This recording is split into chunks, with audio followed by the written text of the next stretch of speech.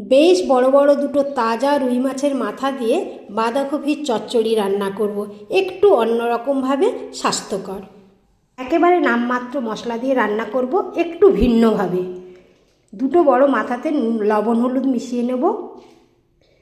বাঁধাকপিটা কুচিয়ে নিয়ে আমি কিন্তু কিছু সময় এরকম ভালো করে চটকে 10 মিনিট রেখে দেওয়ার পর জল না দিয়েই একটু সেদ্ধ করে নেব, কারণ লবণ মিশিয়ে নিয়েছি, জল এমনিই ছাড়তে থাকবে।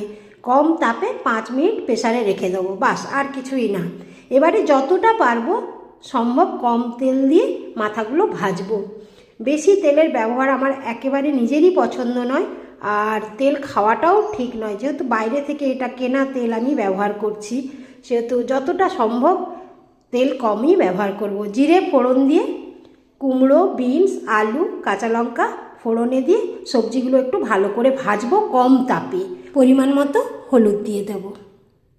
গ্রেট করা আদা, টমেটো কোচানো দিয়ে ভালো করে মিশিয়ে নেব। এরপরেই দিয়ে দেবো ভেজে রাখা মাছের মাথা, গুঁড়ো গরম মশলা, পরিমাণ মতো লবণ।